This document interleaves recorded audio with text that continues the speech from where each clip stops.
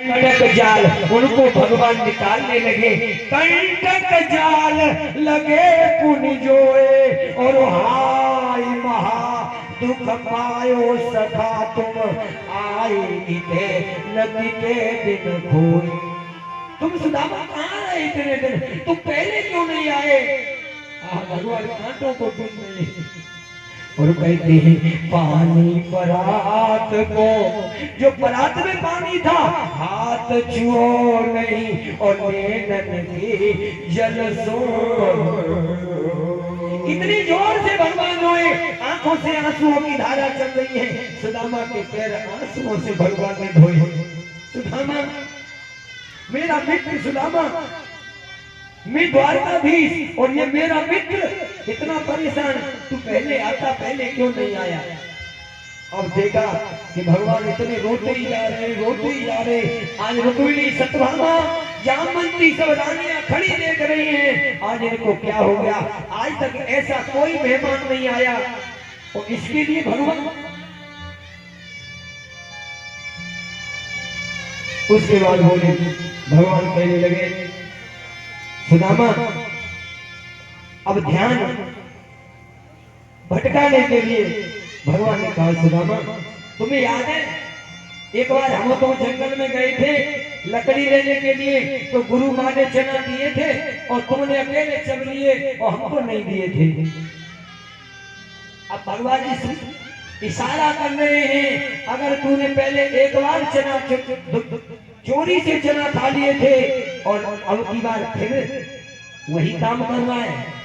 पहले तो उसमें तेरा भाग भी था, क्योंकि गुरु माता ने कहा था कि तुम दोनों खा लेना, लेकिन अब की बार तो भाभी ने भेजा है और वो भी मेरे अकेले के लिए। और जब अब की बार भी तूने ऐसा कर दिया तो फिर अनंत हो जाएगा।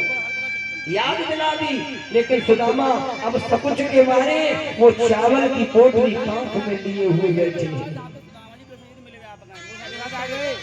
कृष्ण कहने लगे सुदामा भैया ये बताओ तुम्हारा विवाह तो हो गया होगा? हाँ भैया विवाह तो हो गया। तुमने न्योता नहीं दिया, तुम तो हमें ऐसे भूल गए, न्योता भी नहीं दिया। अरे क्या करें भैया, गरीबी में विवाह हुआ, कौन पूछता है गरीबों को। पर ये बता तू तेरा विवाह हो गया, तूने कितने कार्ड भेजे हमारे लिए? कोई भेजा आज तक?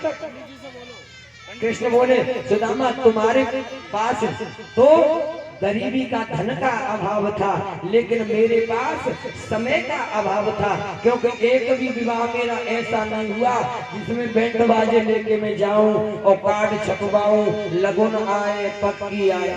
यहाँ तो गए लाए तुरंत भागा, ऐसा मौका ही नहीं मिला, मेरे पास समय नहीं था तुझे बुलाने का।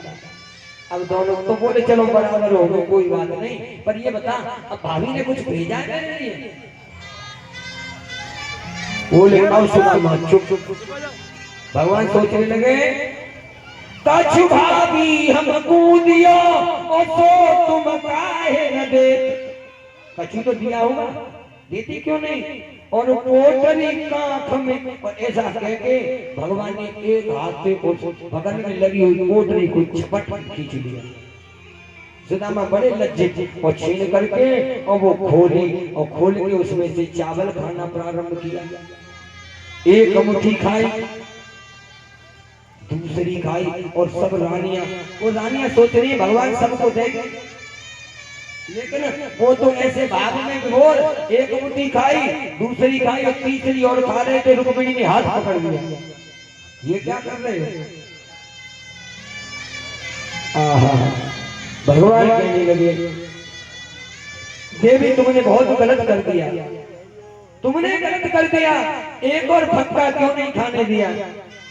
आज भी संसार को दिखाता कि मित्रता क्या होती है। आज कृष्ण तो बन जाता सुदामा, और सुदामा को आज मैं कृष्ण बनाता, क्योंकि दो मुट्ठी खा करके दो लोक दे दिए, बोल तीसरा लोक भी मैं दे करके सुदामा को तो कृष्ण बना देता और कृष्ण आज स्वयं सुदामा बन जाता, संसार देखता।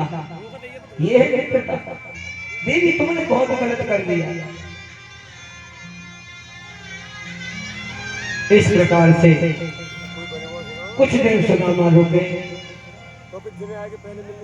बोले हमारे लिए भाभी ने कोई संदेशा भेजा है? बोले हाँ भेजा है। तो कहा सुशीला ने प्रभु और गए सुदामा रोए। क्या कहा है भाभी ने? बोले श्याम हमारी कुटी में और प्रतिदिन 11 से हो। तेरी भाभी ने कहा है कि हमारे यहाँ तो रोज एकादशी होती है। एकादशी? बोले अन्न बनता ही नहीं है ही नहीं, तो बने। आहा भगवान भी समझ गए। तो सुदामा भाभी से कहना वो चिंता न करे, कैसे होनी थी वो हो चुकी और अब नहीं ऐसी हो। और भाभी तेरे महल में रोज द्वादशी।